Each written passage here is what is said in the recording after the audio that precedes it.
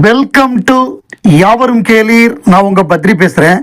சமீபத்தில் மனோஜ், அதாவது இயக்குனர் பாரதி ராஜாவோட பையன், அவர்கிட்ட ஒரு பேட்டி எடுத்திருந்தாங்க. அவர் சொன்ன பதில் என்னன்னா, எல்லாமே அவருக்கு பிடித்த பாரதி ராஜா படங்கள்னால் அதில் 4 கமல் படம், 4 தான் நடிச்சிருக்காரு. 4 படத்தையும் சொன்னார். இன்னும் 2 படத்தை சொன்னார். 6 படங்களில் 4 படம் கமல் படம். ஸோ அப்போ தான் தோணுச்சு, ஏன் நம்ம இதை பற்றி ஒரு வீடியோ போடக்கூடாது அப்படின்னு ஒரு எண்ணம் வந்தது. ஸோ உலகநாயகன் கமல்ஹாசன் பாரதி ராஜா படங்கள் 16 வயது நிலை. இந்த 16 வயது நிலை அப்படிங்கிறது முதல் படம் பாரதி ராஜாக்கு. இது எப்படின்னா முதல்ல ரஜினிகாந்த் நடித்த கலர் படம். ரஜினிகாந்துக்கு மார்க்கெட் கிடையாது. அவர் ரொம்ப லோ பட்ஜெட்டில் நடிச்சுக்கிட்டு இருந்தார். அவர் நடித்து முதல்ல கலர் படம். அது காரணம் என்னென்னா, கமலஹாசன் கதாநாயகனா நடித்தது. இந்த படமே ரொம்ப லோ பட்ஜெட் தான். இவங்க ஃபிலிம்ரியில் அளந்து வாங்கினாங்க. அதாவது அதில் உள்ளதிலே விலை கம்மியாக உள்ள ரோடு. கமலஹாசன், ரஜினிகாந்த், ஸ்ரீதேவி, இவங்க 3 பேர் நடித்த படம் 16 வயது நிலை. ஸோ இதில் என்னென்னா, கமலஹாசனுடைய அந்த சப்பானி கேரக்டர் வெகுவாக பாராட்டப்பட்டது. அதே மாதிரி ஸ்ரீதேவியோட ரோலு, இசை இளையராஜா, கண்ணதாசனுடைய வரிகள். ஸோ இந்த படம் மிகப்பெரிய வெற்றி பெற்றது. அதாவது எப்படின்னா, 10,000 ரூபாய்க்கு வாங்கினவங்களுக்குலாம் 2 லட்சம் ரூபா கிடைச்சது. இந்த சி சென்டர் தியேட்டர்லாம், டூரிங் டாக்கீஸ்லாம் சொல்லுவாங்கல்ல, அதில் மலேசியா வாசுதேவனுக்கு ஒரு மிகப்பெரிய பிரேக் ஏற்பட்டது. இந்த படத்துக்கு அப்புறம் இளையராஜா எங்கேயோ போயிட்டாரு, பாரதி ராஜா எங்கேயோ போயிட்டாரு. கமலஹாசன் ஆல்ரெடி ஒரு பெரிய ஸ்டார். இன்னும் அவர் ஏராளமான விருதுகள் வாங்கி மிகச்சிறந்த நடிகராக வித்தியாசமான கதைகளை பண்ண முடியும். அவருக்கு அந்த சின்ன வயசுலேயே 1976லேயே, அவர் 54ல் பிறந்தார். 22 வயசுலேயே he can do any role அப்படிங்கிற ஒரு பேர் அவருக்கு கிடைச்சது. ரஜினிகாந்த் வில்லன் நடிகராக பெயர் பெற்றார். அதுக்கப்புறம் நிறைய வில்லன் ரோல் அவருக்கு கிடைச்சது. ஸோ இது தமிழ் சினிமாவை பெரட்டி போட்ட படம். இந்த படத்துடைய, அதாவது இந்த படம் ரசிகர்களால் கொண்டாடப்பட்டது. Ilaiyaraaja to Bharathi Raja to Kamal Haasan to அதில் நடித்த சின்ன நடிகர்கள் எல்லாருக்குமே பேர் கிடைச்சது. இந்த படம் மிகப்பெரிய வணிக ரீதியான மிகப்பெரிய வெற்றி பெற்றது.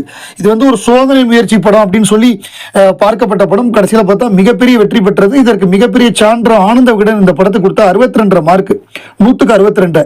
பாரதி ராஜாக்கு 70 மார்க் டைரக்ஷனுக்கு, நடிப்புக்கு கமலஹாசனுக்கு வெரி குட்னு போட்டு 90 மார்க், ஸ்ரீதேவி 60, ரஜினிகாந்த் 50, மற்றவர்கள் 40, ஓவராலாக 60 மார்க் கொடுத்தாங்க.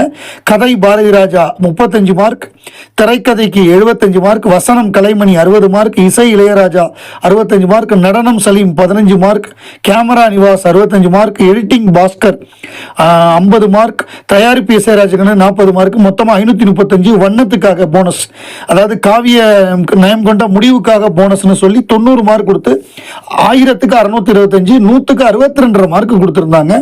இதுதான் மிகப்பெரிய மதிப்பெண் பெற்ற படமாக ஆனந்த விகடன்ல இன்னி வரையே இருக்கு. ஸோ அது ஒரு ரெக்கார்டு. பாரதி ராஜானாலே கிராமத்து படம் தான் எடுப்பாரு அப்படின்னு ஒரு பேர் இருந்தது. அப்படி இருக்கிறப்ப இதை நம்ம முறியடிக்கணும் அப்படின்னு நினைச்சாரு. சில நடிகர்கள் எல்லாம் போய் கேட்டுப்பட்டாரு, யாருமே ஒத்துக்கல. ஸோ அவர் எடுத்த படம் தான் சிகப்பு ரோஜாக்கள். இது 1978ஆம் ஆண்டு தீபாவளி ரிலீஸு. அக்டோபர் 31 இந்த படம் வெளிவந்தது.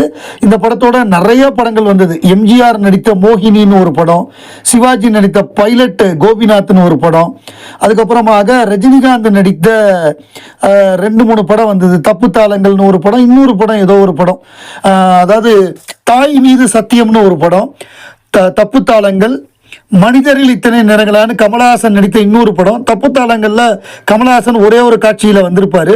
இறைவன் கொடுத்த வரம்னு ரஜினிகாந்த் நடித்த படம், மோகினின்னு எம்ஜிஆர் நடித்த படம், பைலட் பிரேம்நாத்னு சிவாஜி நடித்த படம். இதில் எல்லா படமுமே ஃப்ளாப்பு.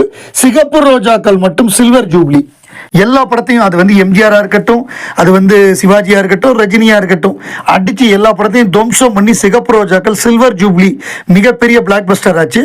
இந்த படம் ராமன் ராகவ் அப்படின்னு ஒரு திருநெல்வேலியிலேருந்து பம்பாயில் குடியேறிய ஒருத்தர் பண்ணதுடைய ரியல் லைஃப்பில் நடந்தது. அதை தான் நம்ம பாரதி ராஜா படமாக்கியிருந்தார். மிகச்சிறந்த திரைக்கதை, வசனம் பாக்யராஜ் பட்டையை கிளப்பியிருப்பார். ஃபர்ஸ்ட் ஹாஃப் பிரமாதம் கிரிப்பிங்கு, செகண்ட் ஹாஃப் ஒரே இரவில் நடக்கக்கூடிய கதை, தெறிக்க விட்டுருச்சு, எல்லாம் மிரண்டுட்டாங்க படத்தை பார்த்து.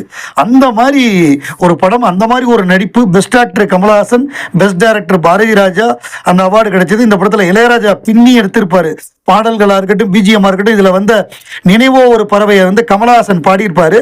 இந்த பாட்டு ரெக்கார்ட் பண்ணுறதுக்கு முந்தின நாள் ஃபிலிம்ஃபேர் அவார்டில் வந்து கமலஹாசன் பாடுறாரு லைவில் ஒரு இங்கிலீஷ் பாட்டை.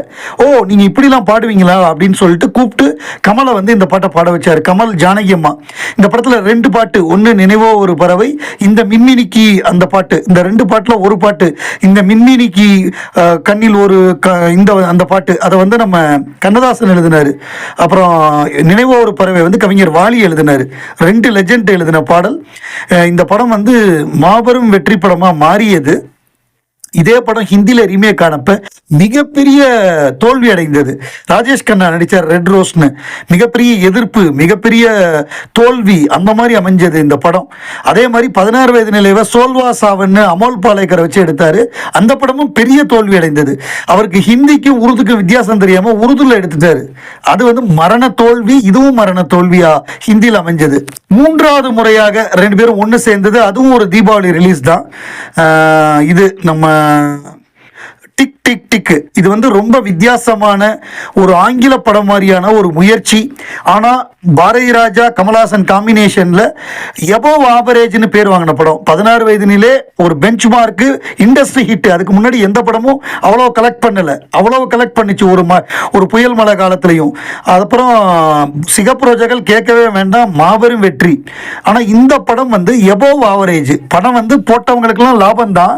ஆனால் கமலும் பாரதி ராஜாவும் சேர்ந்தா அது வேற மாதிரி எதிர்பார்க்கிறவங்களுக்கு வந்து இது ரொம்ப வெஸ்டர்னா, மாடர்னா, அதாவது என்னதான் பாடல்கள் சூப்பராக எடுத்திருந்தாலும் கமலஹாசனுடைய நடிப்பு வெகுவாக பாராட்டப்பட்டாலும் அந்த படம் வந்து ஒரு அபவ் ஆவரேஜ் அப்படிங்கிற ஒரு பேரை தான் வாங்கினுச்சு. ஆனால் படத்தில் வந்து நடிப்பு வந்து சூப்பராக இருக்கும். படம் வந்து எடுக்கப்பட்ட விதம் பிரமாதமாக இருக்கும். கேமராவாக இருக்கட்டும், மியூசிக்காக இருக்கட்டும், அந்த பூ மலர்ந்திட நடமிடும் பெண்மையிலே அந்த பாட்டு மாதிரிலாம் பிக்சரைஸே பண்ண முடியாது, அந்த மாதிரி இருக்கும். இது வந்து மற்ற படங்கள் மாதிரி சூப்பர் டூப்பர் பிளாக் பஸ்டர் கிடையாது. இது வந்து எப்படின்னா அபவ் ஆவரேஜ்னு சொல்கிறோம்ல. 100 கோடி போட்டால் 110 கோடி, 100 கோடி போட்டு 200 கோடி வரல, 10 லட்சம் போட்டு ஒரு கோடி வரல, அப்படிலாம் வரல. பட் மற்ற படங்கள்லாம் அப்படி வந்துச்சு. அதனால இது வந்து கம்பேரிட்டிவ்லி மற்ற படங்களோட கம்பேர் பண்ணுறப்ப இது வந்து கொஞ்சம் வசூல் கம்மி தான். இது ஹிந்திலையும் கரிஷ்மானு ரீமேக் பண்ணாங்க. ஐவி சசி தான் டைரக்ட் பண்ணார். கமலஹாசனே அதில் நடித்தார். நல்ல படம். இது வந்து எப்படின்னா கமல் வந்து பல இடங்களில் வந்து பட்டையை கிளப்பியிருப்பார். ஒரு ஃபோட்டோகிராஃபராக நடிச்சிருப்பார். ஒரு ப்ராஸ்டிடியூட் வீட்டுக்கு போயிட்டு அங்கே செத்து கிடக்கான உடனே அதுக்கப்புறம் அவர் இவரோட பேண்ட்டை அவர் எடுத்து மாட்டிடுவார். அந்த பேண்ட்டை இவர் எடுத்து மாட்டிக்கிட்டு தப்பிச்சு ஓடி வர்றது இருக்கே, என்ன நடிப்பு. அப்புறம் அந்த டயலாக்லாம் நல்லா இருக்கும். அவரும் தேங்காய் சீனிவாசனும் அந்த திலீப்புக்கு தில்லு, அர்ஜுனனுக்கு வில்லு, திலீப்புக்கு தில்லுங்கிற டயலாக்லாம் எனக்கு ரொம்ப பிடிச்ச படம். நான் அடுத்தடுத்து 2 நாள் போய் தொடர்ந்து பார்த்தேன் இந்த படத்தை. ரொம்ப பிடித்த படம். But above average, not a biggest black Bastar அப்படிங்கிறத நம்ம ஒத்துக்கிட்டு தான் ஆகணும். அடுத்த படம் ஜனவரி 14, 1985 பொங்கலுக்கு வெளிவந்து மிகப்பெரிய வசூல் சாதனையை பண்ணி தமிழ் சினிமாவில் வந்து ஒரு திருப்பு முனையை ஏற்படுத்தின படம் அப்படின்னா அது வந்து ஒரு கைதியின் டைரி. ஸோ இந்த படத்துக்கு வந்து கதை வந்து பாக்யராஜ்.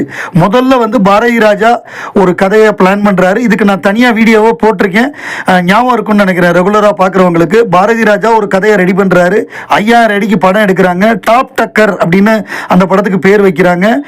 கமல் டபுள் ஆக்ட், ராதாலாம் நடிக்கிற மாதிரி பிக்சர்லாம் வெளியிடுறாங்க, பேப்பர் விளம்பரம்லாம். ஆனால் கடைசியில் அந்த படம் 5000 அடியோடு நிறுத்தப்படுகிறது. என்ன காரணம்னா திருப்பி சிகப்பு ரோஜாக்கள் மாதிரியே வந்து நிற்கிது.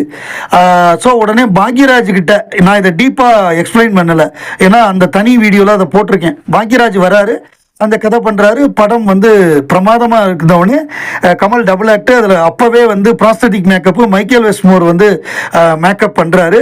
அந்த படம் வந்து மிகப்பெரிய வெற்றி அடையுது. பாடல்களாக இருக்கட்டும், நடிப்பாக இருக்கட்டும், டைரக்ஷனாக இருக்கட்டும், ஸ்க்ரீன் பிளேயாக இருக்கட்டும், எல்லாமே வெகுவாக பாராட்டப்பட்டு சூப்பர் டூப்பர் ஹிட்டு. கலெக்ஷன் பிரித்து எடுக்குது.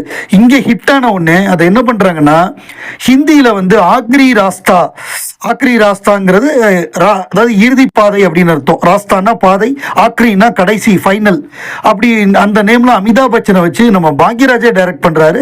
அங்கேயும் அந்த படம் மிகப்பெரிய ஹிட் ஆகுது. தமிழ்ல எவ்வளவு பெரிய ஹிட்டோ அதே அளவுக்கு ஹிந்திலையும் ஹிட் ஆகுது. அந்த மாதிரி ஒரு பெயர் பெற்ற படமாக இந்த படம் மாறுது. ஆனா 1985 பொங்கலுக்கு அப்புறம் கமலஹாசனும் பாரதி ராஜாவும் இணையவே இல்லை. இது ஏன் அப்படின்னு எனக்கு இப்ப வரைய புரியல. அதே மாதிரி உன்னால் முடியும் தம்பி படத்துக்கு அப்புறம் பாலச்சந்தரும் கமலஹாசனும் இணையவே இல்லை. மேபி ஒரு சில அந்த அவருடைய 100வது படத்தில் ஒரு காட்சியில் கமல் நடிச்சிருக்கலாம். உத்தம வில்லனில் ஒரு சின்ன ரோலில் வந்து பாலச்சந்தர் பண்ணியிருக்கலாம். ஆனால் பாலச்சந்தர் டைரக்ஷனில் கமல் நடிக்கலை, பாரதி ராஜா டைரக்ஷனில் கமல் நடிக்கலை.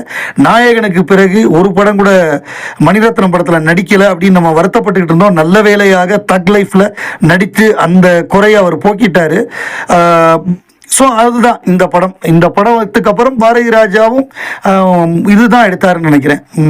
நம்ம முதல் மரியாதை நல்லபடியாக எடுத்தார். முதல் மரியாதைக்கு அப்புறம் நிறையா அவர் சரியாக படங்கள் பண்ணலை, ஏராளமான தோல்வி படங்கள் பண்ணார். அப்புறம் கிழக்கு சீமையிலேன்னு ஒரு நல்ல படம் பண்ணார், பெரிய வெற்றி பெற்றது. வேதம் புதிது நல்லா இருந்தாலும் படம் வசூல் ரீதியாக ஓடலை. எம்ஜிஆர் செத்த பொழுது வந்ததுனால ஓடலைன்னு சொல்லுவாங்க. பட் என்ன பண்ணுறது, ஒவ்வொரு கலைஞனுக்கும் ஒரு பீக் பீரியடுன்னு இருக்கும். அதுக்கப்புறம் அந்த பீக் வந்து கொஞ்சம் கொஞ்சமாக குறையும். அப்படிதான் பாரதி ராஜாவுக்கும் அமைஞ்சது. ஆனாலும் பாரதி ராஜா ஒரு மாபெரும் இயக்குனர். அவரும் உலகநாயகன் கமலஹாசனும் இணைந்த படங்கள் எல்லாமே இன்னி வரைய ரசிகர்கள் நெஞ்சில் வந்து நீங்காமல் இருக்கு. அது பாடல்கள் வழியாகவும் வசனங்கள் வழியாகவும் கெட்டப் வழியாகவும் நடிப்பு வழியாகவும் இன்றும் பேசப்படுகிறது.